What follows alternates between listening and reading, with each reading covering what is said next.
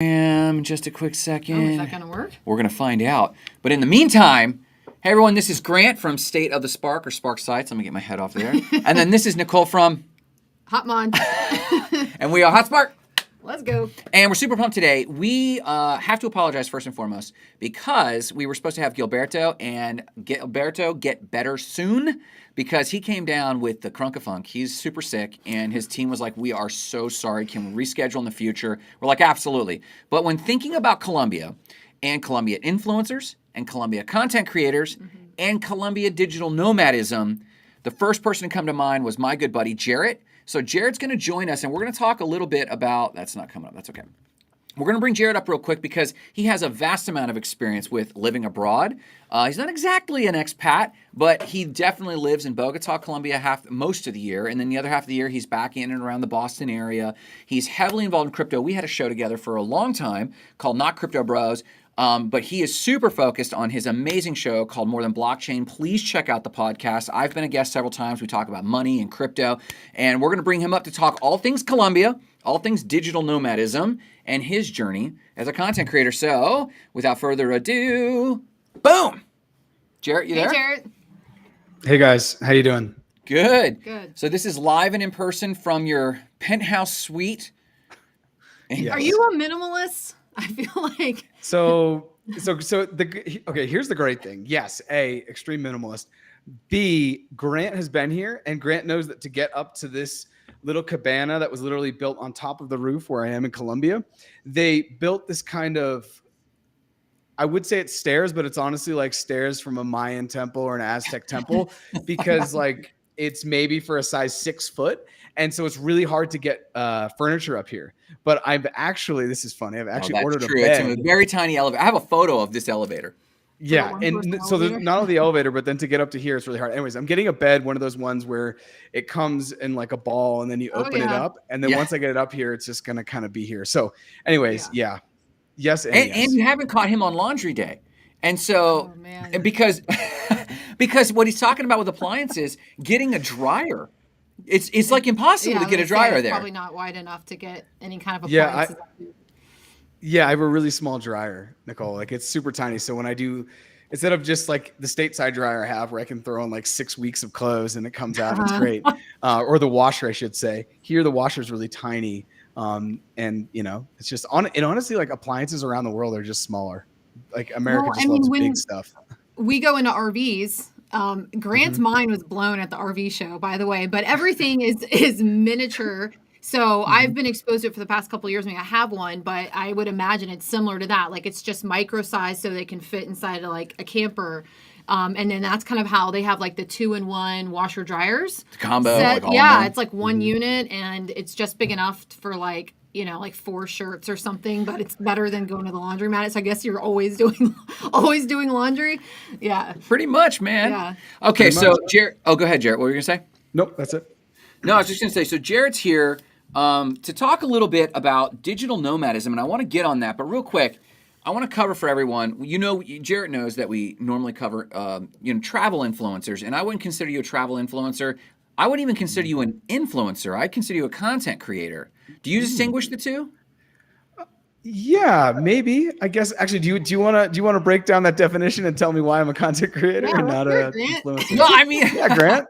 Let's hear TEDx. I don't know why I offer that up, except that like influencers are there with an intent simply to, and you would correct me if I'm wrong, to grow an audience and then wield that audience. And sometimes it's very authentic. With the Being Bethunes is a very authentic group that has 100,000 plus followers, but they are very sincere about being leaders of a tribe.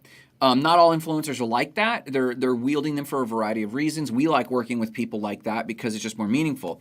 Content creators, on the other hand, very much, I guess, the actions are similar, but their focus and their motives are super firm about a message they're trying to relay. I would say it's more about the equipment and the quality of work.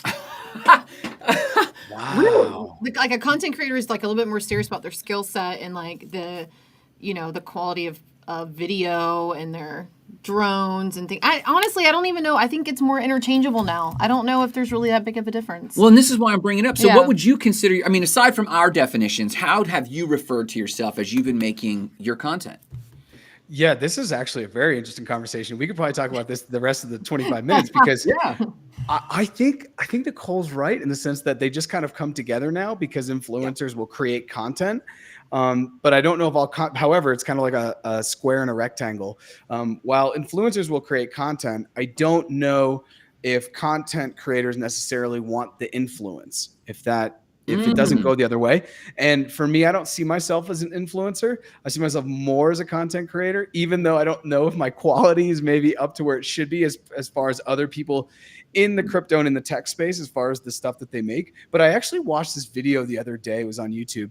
And it was this guy talking about like how to go viral on YouTube in 2024. And I could send it to you guys after because I think you guys would benefit if I can find it. It should be somewhere on the internet. And he was saying that, you know, if you look at Mr. Beast, it goes back to the thing from 1990s, 1980s, which is like every 3 seconds you have to change cut. You have to do something else, basically to keep people riveted. And like Mr. Beast content, I actually think it's kind of interesting, but it literally gives me like, it makes me feel sick because it's just boom, boom, boom. Did you know that? Wow, wow, wow. And then, but this guy was like, look at, he was talking about, he wanted to use an example. Now, whether this is the rule or the what's the other word I'm looking for? Exception.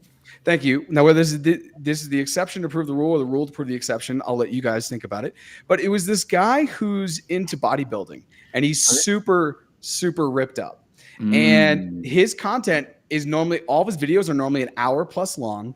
There's almost no editing, and they're just following him around with a lapel mic on, and he's just talking. But he's grown. He grows about 100,000 followers, 100,000 subs on YouTube a month. Jesus. And he's just super genuine, and it has little to no production quality. He's just like in his car, and he'll put it up like, yeah, you know, I just did chest, and then he'll go into something else that happens. He's like, oh, well, I was buying this and I ran into somebody from high school. Anyways, he just basically documents his life. And it made me think of the movie with Matthew McConaughey, Ed TV, because there's nothing special about any of the content he puts out. But something that's special is the access that the subs have because he's on for like 3 hours a day. Wow. But there's nothing crazy. There's no crazy cuts. There's no images. There's no like post. There's no music over it. And so I was like, oh, okay, interesting. So I've been trying to add that more into some of the content I've been doing and will do, which is focus less on maybe the quote quality and more on just like the messaging. So, but to go back to the original, I do consider myself more of a content creator because when I think of an influencer, I do think of someone that's driving around in an RV and sharing a little bit more about their life. And it's more of a lifestyle share. Most people don't know anything about my life. They know my thoughts on crypto, Bitcoin, NFTs, technology, AI, the future of work. Yeah, I used to have exactly. So they know those parts of my life, but they don't know anything about my life, if that makes sense. So when I think of influencer, I think of lifestyle, but when I think of content creator, I go to what Grant said, which is just like sharing a message. Yeah. Well, and Nicole knows I've been saying this wherever, the RV show we were at. Yeah. I really believe by the end of 2024, these words will have merged or molded themselves where we will refer to all of them as content creators. I do think that influencers are trying to lead a group of people, and that is their strength. And the current influencers that we got to interview, they were very clear that their following is the asset that they've built. And however they build that, whether it's through the authenticity of life that you're talking about, or whether it's hyper niche. We were just looking at an old intern of mine, Andrea de Lorette, and I'm butchering her name, but she is she does like niche flan. It's like food porn photography. She left Lakeland, went to New York City, got involved in some super swanky high-end restaurant, but she's just specialized literally in flan. Yeah. And now she's grown beyond that. She's got like 50,000 followers and subs around but the production value is high. Mm-hmm. And so we encountered a moment where we made an offer to a person to do a collab with stuff that we're working on for HotMod. And we made a presentation, well, hey, we'll give you this service for free if you do a collab. And we walked away from that realizing this person has hundreds of thousands of subs. And you know what? That offer might not be good for them because it's just not going to fit their grid. Right. So there's this high stringent, go ahead, what was that thought? Nothing. There's this high stringent level of pickiness around, they're very protective of their following. Whereas in your case, for example, like you right now, your profile has just over 1,300 subs, right? On YouTube? No, Instagram. What's YouTube at? Oh, YouTube's at 1,500. We just crossed 1,500. And, most of the people also, thank you guys for having me on. I know that, Gilberto, please get better because he goes my hood. But More Than Blockchain is pretty infant. And actually, if you bring me back on in 6 months, it won't be. And it's a lot of stuff that Grant, you and I have talked about, really getting out there and like looking actively, using paid means to be able to bring people a bit closer to your brand. So YouTube is at 1,500. Instagram's honestly like 250. It's super tiny. Wow. We'll get to that in a second. We'll get to it in a second. Don't go there yet. I know you want to. All right. No. Yeah, we're not going to do this. Just a second. Subs around 1,500 on YouTube, 250 on Instagram, 350 plus on LinkedIn, which I like, 150 on Twitter, which isn't anything. We're going to grow the Facebook because that's where, everyone who sits at night just looking at like their family, they're going to start to be like, oh, what's Bitcoin? What's going on with crypto? And then we have about 300 Spotify listeners. And I haven't actually seen the back end on Apple, but I think we probably have about double of that on podcasts, which is pretty good. Nicole might not know this about you, but I do because we're so close. You're at one point you had your Facebook account up to significant numbers for Facebook. Yeah. You had that up to, it was like 15,000 followers or 30,000 followers? It got to 30,000. Yeah. And that's because I read a book by Brandon Kane that's called like 1 million followers. And it was this interesting thing that he did where he basically was like, I have a message and I want to share that with the world. It would be exponentially better if I had 1 million people following me on Facebook, because Facebook is the place where there's like 4 billion people. Like, most people on the planet have a Facebook account. So he's like, why would I not go anywhere else to scream my message from the top of the mountain? And he basically challenged himself to see how he could get 1 million followers in 30 days. And he wrote a book. And it was one of those things where like, it's like pay for shipping. Shipping is like $20, right? And then you get the book. But I got the book and it was really valuable. And it basically breaks down how to organically get. When I say organically, I mean, you're going to pay, but it's not in a way where you're like literally going out and buying an Instagram that has 100K and you're going to pay, $2,000 for it and they're going to get that. You're going to go out and run paid ads with the sole goal. The conversion is that they follow you. And so I started to play around with this and I did that. And in 2 or 3 weeks, I had 30,000 followers on Facebook. So it worked. It worked. It worked. Yeah. So it worked. And it was great because all the people that followed me were attracted to the pieces of content that I had created, obviously that were just like, meat on the end of the hook. Right. But it was great because it was aligned. Like they showed up for what my message was. And so I'm going to copy and paste that as crypto becomes more of a crypto, Bitcoin, NFTs, basically blockchain technology becomes back in the limelight over the next 12 months. I am going to rinse, wash, and repeat. And I've been saying I'm going to do this now with Grant.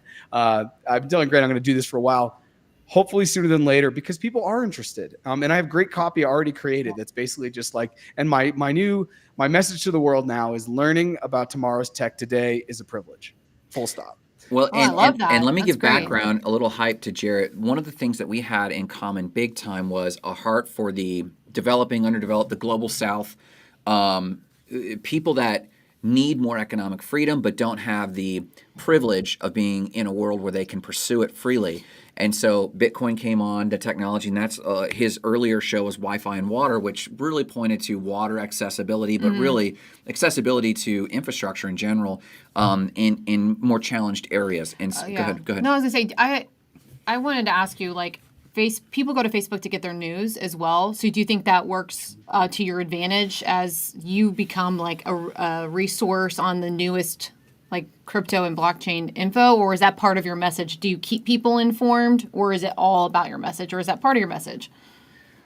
That's a great question. So the way that I'm going to be trying to leverage Facebook is really just, it's the easiest place to grow, cost per click, straight up. And then what I'm going to do is share the reels that I would put up on Instagram, which are now obviously also part of the Meta ecosystem, also on Facebook, because those do really well. And I've heard you guys talk about that too on the show, that like, wow, reels on, Facebook blew up. But then also cross post everything I put up on YouTube onto Facebook. Not so like I'm basically building Facebook to build like 100,000 true followers, and then know that if I drop one of my YouTubes on and I get 1% of people to click in, I just got 1,000 views on YouTube, which is the easier and I think far superior monetizable platform. But as far as the Facebook, the other thing about Facebook is that is really where a lot of millennials live. And that's where Gen X, millennials, and boomers. And those are the people that are kind of in their prime investing years. Now, Gen Z are starting to get into that. But as Bitcoin and crypto are seen as safe havens for people's purchasing power over the next 12 months, I think it's probably good to have a foot for me in Facebook, which is not something I would have said 12 months ago. So that you're creating a warm audience to like link them to your other channels, which is like the whole theory behind cross posting and having multiple accounts. Like, so you're doing yourself a disservice, but you're saying start at Facebook and build it there, and it's easier to get them over to your other accounts, which I really completely agree with. Like, it's the best place, especially if your target audience is there. Yeah, and like I said, I don't even know if my target audience is there. What I do think is future target interest is there, meaning people are going to start to be like, what is this thing, right? Where I think Bitcoin's going to go, and Grant and I've had hour-long conversations, but if Bitcoin continues to do what it has done in the past, which is the hot hand fallacy, and we shouldn't base future outcomes on what has happened in the past, but if Bitcoin continues to grow as it does, and already 10% of people in the United States focused on that English Anglophone audience, more and more people are just going to want to learn about it. And a lot of people sit on Facebook because that's where their families are. That's where their friends are. And so, yeah, I think just getting into that and running. Good. That's good. That is such good advice. And I hope people are we'll watch this. I know that's going to have to be a clip because it's like, it seems like such a common like course that makes sense, but it's kind of blowing my mind a little bit right now. Well, the thing and this is I think the difference between a content creator, and I do see Jarrett as a content creator versus an influencer, because what I find many, and I don't mean this in the marketing sense so much as the type of people who everyone views themselves as an influencer, and they don't focus on message. If they're mature, they might focus on target audience. And we got really good advice from Carissa Moniz. She said, I radically focus on what value am I serving with every single post. And she's up to 200,000 subs or something like that. But what you've done is you don't have big numbers now, though you have the mechanics and the strategy in your back pocket of, I'm going to blow up when I choose to. But I know you well enough to know that you have been honing and trimming away, not adding to, trimming away, testing, so that you have a very clear message and you're very fine with low numbers. Too many influencers in general, or even content creators. We've seen this with content creators too. It's not just influencers. They are looking to see what gets the clicks, and they take that left and that right and that left and that right enough, chasing everything that they think is getting clicks, and they haven't asked themselves the message question. And so new potential subs are like, what is this about? I'm guilty of this, I don't know what this channel is about. I mean, that's what a lot of your coaching is, right? Yeah, it really is. Yeah. I mean, you'll get phone calls and people go like, let's get on a call. You'll look at their social, and one of your top commentaries is, this is a mess. Like, what's your message? The first thing we have to do is curate their bio, because they don't understand what their message is. So it's dialing that down, and then everything else really, like pillars. It's so much of that is just the setup and the foundation, and then they can build from there and be more straight on with their messaging. But what is Dawn asking with I Am Lakeland? So first off, because she does actually know a little bit about crypto, but do you know about ordinals? No. Okay, 100,000 foot, 1 or 2 sentence summary, and then let's answer Dawn. Go ahead. Okay, so ordinals have to do with, in the blockchain, blocks are mined for Bitcoin, okay? And there's actually a really great article that was just put out yesterday on Bitcoin Magazine about this, but basically ordinals are tied. There's certain Satoshis or certain parts of the blockchain essentially that are rare. Okay. And ordinals are now a new way to create NFTs or non-fungible tokens. It's basically a way to take the Bitcoin blockchain, which is the largest blockchain network in the world, and ascribe importance, or basically you could tie a PDF to it. You could tie an image to it. Any basically data file you could essentially tie to this specific part of the blockchain. And some parts of the blockchain are more important than others because they rarely happen. There are certain parts of the blockchain that only happen once every 4 years. There are certain parts of the blockchain that happen once every 2 weeks. It just all has to do with how the protocol is built. And ordinals are just a certain specific part of the blockchain. And so the question is, are they the future? They probably are the future. Our company's developing this technology right now. I don't believe that there are any companies formal. I'm using companies, but there are for sure NFT projects that are building all around ordinals. On-chain monkeys, OCM, is building all of their stuff. They originally, I believe, started on Ethereum, and now they're building on Bitcoin. He says, I want to claim my IP on Bitcoin ordinals, not Ethereum NFTs. Yes. So who is I Am Lakeland first? He's a buddy, Don. Yeah, Don. He's a entrepreneur here in Lakeland. Yeah. Okay. Great. Well, go ahead. Yeah. Let me just share it. So when Grant was visiting me here in Bogota, I was on stage doing some NFT stuff, and this idea of ordinals came up, and it came up the other day when I was on an audio on LinkedIn as well. And this is what I've heard, and I totally ascribe to. NFTs are easier to whip up than ordinals. If we wanted, even on this call in the next 10 minutes, we can make 1,000 to 10,000 collection on OpenSea using a picture we take, a screenshot. Ordinals are a lot more labor intensive, and they're a lot more expensive to actually inscribe into the blockchain. Like, they could be hundreds of dollars to even just create, never mind sell. So Don, the one thing I'll say is that I think over the next year, the bigger brands, and this is actually interesting maybe for your influencer audience to hear, but any big brand, whether it's Porsche or it's Gucci or any higher end brand, I think that they're all going to build something on ordinals. Digital products are the future, and the future is now. The Vision Pro is now going to be, everyone's going to be able to have it in their house if they have $3,500. But the future of status and the future of the way that we engage is going to be through digital products.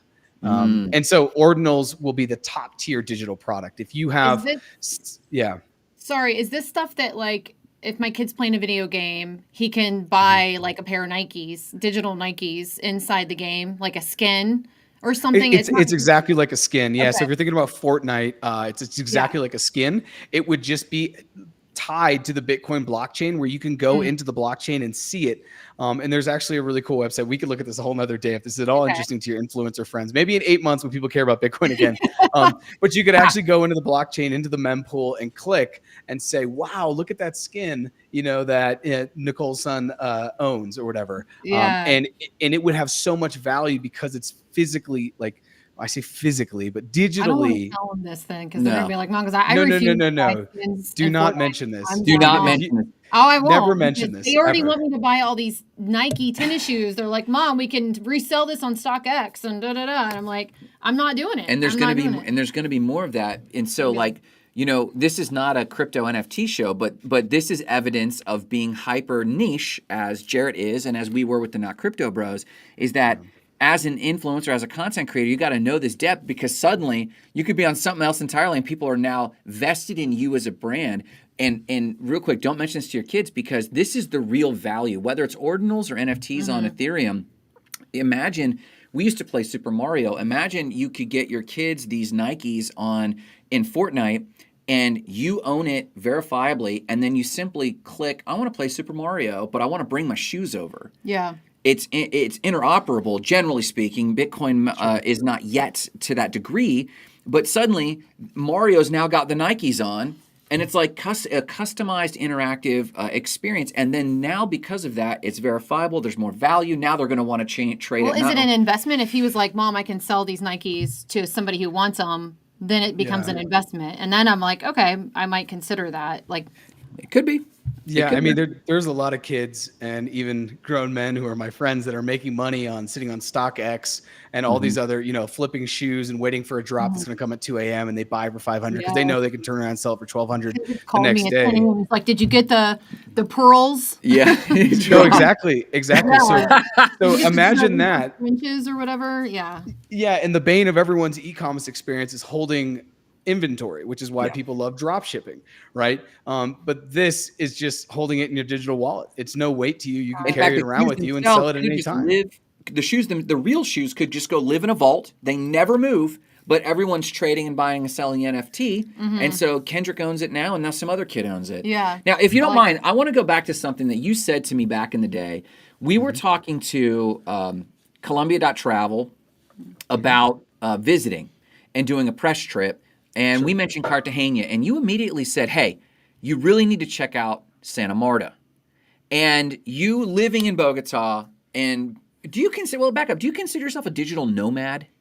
Yeah, so I used to consider myself more of a digital nomad, but now I actually like, this is more of my HQ. So about 9 months here, 3 stateside. Yeah. So, right. Well, somebody says, yeah, we'll let the kids jump in if they can make it into an investment, which I think is great. I think showing kids that giving them money for their allowance or whatever, if they can find a way to make some ROI off that, that's a great lesson for them to have. But no, me living in Bogota now, having my apartment, having my rent, I do not feel as a digital nomad. Gotcha. I signed a year lease. I'm no longer a digital nomad. But for Interesting. many people, even like many friends stateside, I think I do seem like a digital nomad because they know I can work from my computer and kind of be anywhere. And this year specifically, maybe I will be more of a digital nomad, even though I just said I wasn't, just because I'm going to be traveling around the States and around the world. Hopefully, I hope to go to one of the places I actually hope to go to. And I don't know if I share this with you, Grant, is South Korea, which is very far I've been away. dying to go to South Korea. Yeah. So if you want to go, I have a good buddy from grad school, and he got married, and I want to go meet his wife, and I haven't seen him in a long time. So I also just think for me, the Americas feels comfortable, and I Yeah. really want to get outside of that. And I've also not spent a lot of time at a place where I don't speak the language. Yeah. So it'd be just a wonderful experience to do that. Oh, you know what? So I always look at envy. I always look at you with envy on your language, right? Uh-huh. And for those who don't know, I spent a quick weekend in Bogota with you, and Mhm. it's phenomenal to have a buddy who's not only fluent but like local. And I found that I prefer only traveling where Yeah. I know locals because it's just so good. But there is something thrilling and exciting about traveling to a place where you don't know the language. There's an adventure to it, and if you're kind, you had a recent situation that wasn't kind. But if you travel with people who are kind, you can get around anywhere. But there's adventure to that. So going back to this real quick, so basically, I'm just establishing the fact that you're native to Colombia. Why did you call out Santa Marta? I'm super curious about that. Like, what about let's not talk about Cartagena, but tell me about Santa Marta that stuck out to you. Yeah, so Santa Marta is historically, it's a very important place for Colombia and South America. It's actually where Simon Bolivar dies. And he was the George Washington of the Northern Cone. San Martin was the George Washington of Chile, Argentina, and that part of South America to Mhm. free them from the Spanish yoke, I guess you could say. But Santa Marta is a really small little Caribbean town that feels like its own little island. It's just beautiful. It's a little bit smaller than Cartagena in the feel. I find the beaches to be much nicer. Mm. And I don't know. It just has more of like a small town feel. Interesting. Cartagena is one of the most visited, probably the most visited place by tourists, maybe other than Medellin, right now in Colombia. And so Mm. for me, I think I just prefer it. And a lot of people from Bogota, when they go on Easter break or there's a long weekend, they'll Mhm. Colombians, I would say, prefer Santa Marta over Cartagena. Mhm. Cartagena is a lot more foreigners. What kind of traveler would you say is best for that small town? Like, do you need to be an Yeah. experienced traveler, or like, is this something that like first time coming to Colombia, you would suggest going there?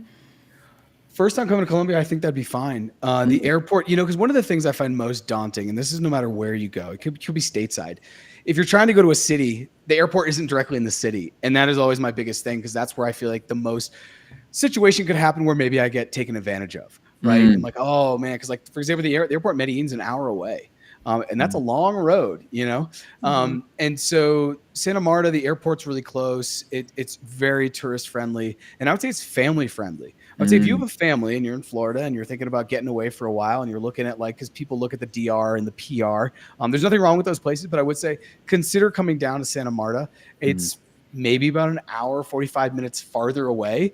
Yeah. It's cheaper, and Colombia is an amazing place. It really is. And yeah, you're right because like the flight to Bogota was a little long, but it's maybe two-thirds the distance, one-third less far than Bogota. I mean, Yeah. Colombia's a big country. Mhm.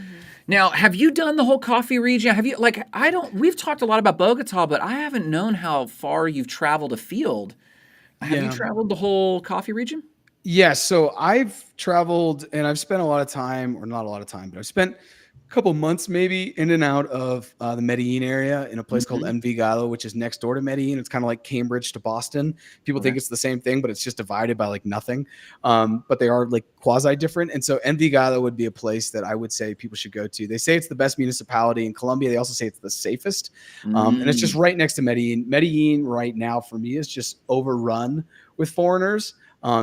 And Mhm. I personally don't like to travel places to just run into somebody from Wisconsin at the bar. So I do like to look for a little bit, off the beaten path. What's not, so I've spent a good amount of time in Medellin, and actually in 2021 and 2020, I was looking at land outside Mhm. of Medellin because it's so beautiful Yeah. and temperate climate, and I really want land with water. So I do think long term, I definitely have a play in that part. But the coffee region is, if you have influencers watching, or Nicole, if you're thinking about, how do we leverage Colombia, the coffee region is just, it's so beautiful. The Yeah, it's climate one is of the press perfect. trips that they have listed. Mhm. Like they definitely have a whole campaign around the coffee region because it's such a desired experience. So Mhm. I mean, It's I know that. wonderful. Yeah, definitely.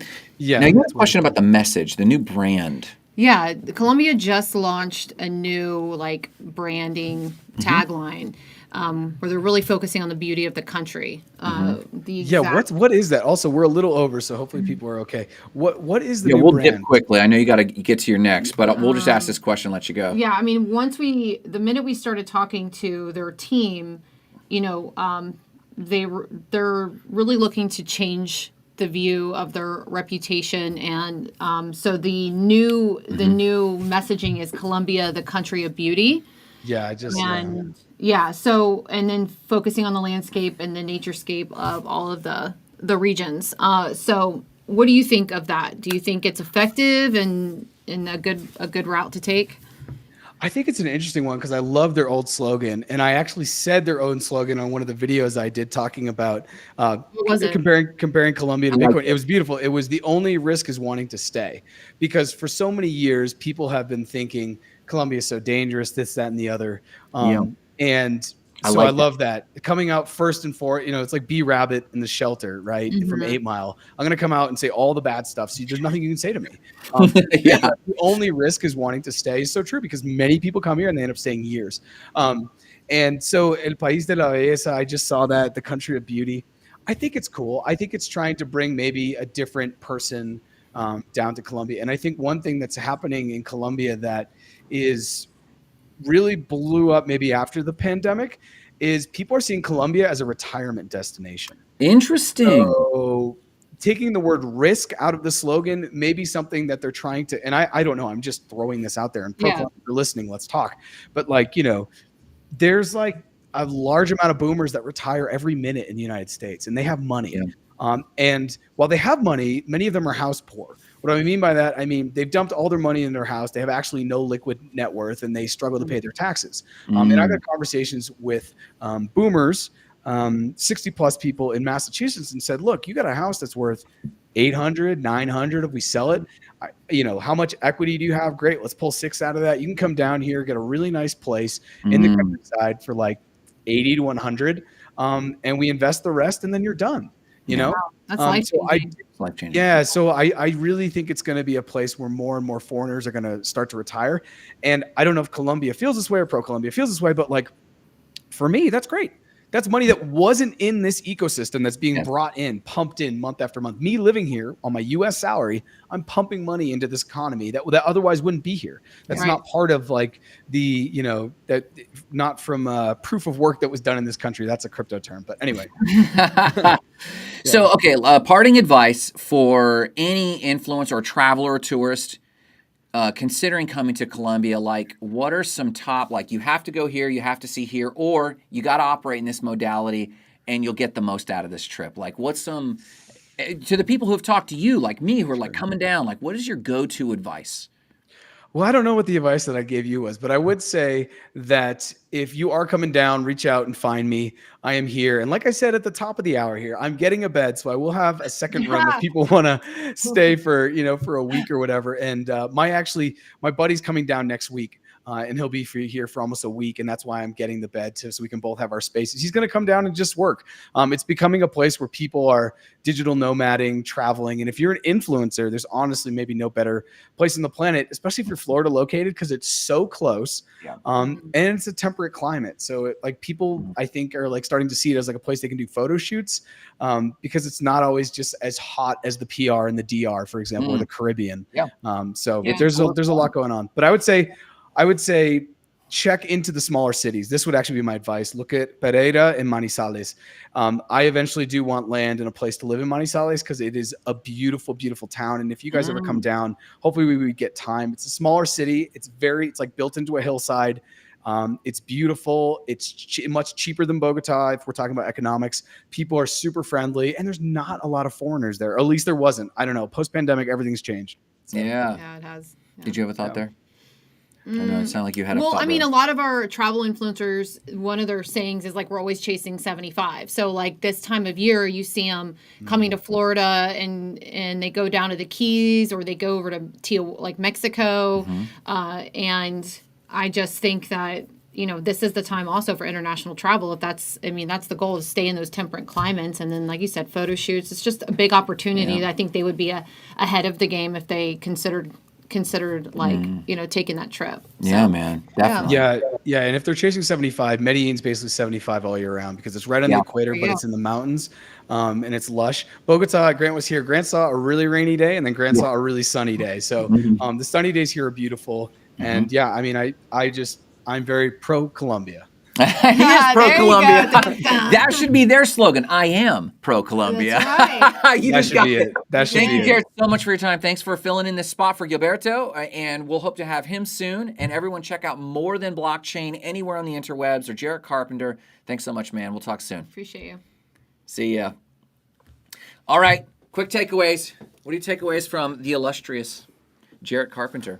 He's so smart about what he's talking about. I'm just like, I could sit there and like hear him all You're getting day. sucked into crypto. I know. I'm like, this is so cool the way it relates to like just the kids and the video games and just the future of technology. It was really cool. And just to see his passion for his country and is really great too, and how it overlaps, what he does. And he's right. He's like contributing to the economy, one, by talking about how great Colombia is and living there. And he goes live, like his content, please check out his content, his Instagram reels. He talks about crypto, but you can see Bogota in the background. And what we didn't even talk about is there's a whole pillar of tourism with Colombia.travel, where they're encouraging entrepreneurial tourism, and they're encouraging industrial tourism.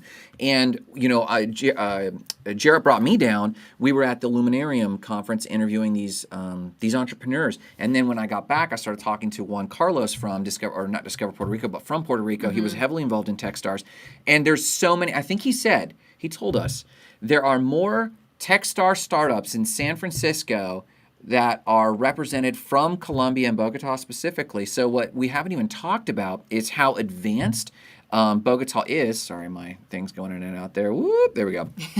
How advanced Bogota is infrastructurally for even startups. It's not just some backwater escape Latin American city or country. It has that, maybe in the Santa Marta area where you can go unwind, but it is a very advanced country making waves in the tech space and in the entrepreneurial space. So I'd love to touch on that, maybe even talk to some entrepreneurs. Maybe we need to spread the word, because like when we were talking to Corey Myers over this past couple of days, he's a VC guy, and when you brought that up to him, he was like, really? Yeah, he didn't even know. He's like, no idea. So, I mean, we need to spread the word. Absolutely. So next week, you got to stop by. We've got a phenomenal guest we're super pumped about. Who is he? Oh my God, it's Wix. OMG, it's Wix. This is a Florida phenom. Yeah. And his stuff is always Publix-oriented, Florida-oriented, but he's a Gator-oriented, but pretty much just like Florida man stuff. Florida man stuff. Yeah. He's going to be phenomenal. We're super honored to have him. And then we hope in the weeks coming that we'll have Gilberto back on from ProColombia, but really Colombia.travel. So this has been the HotSpark Show. Thanks for stopping by, everybody. Ooh, phenomenal technical talent in Colombia. I don't know who that is. Let's see. Let's see if we've got that For comment. some reason, it came up on mine. No, it's probably mine. Okay. Well, yes, phenomenal talent coming out of Colombia. Yeah, that's Vanessa G. We know Okay. Vanessa G from Austin and from the not Crypto Bros audience, but so many other places. Jarrett and I share her and her family as friends. Her kids have been on about NFTs on the More Than Nice. Blockchain show. So anyways, check back in next week. Thank you so much, everybody, and have a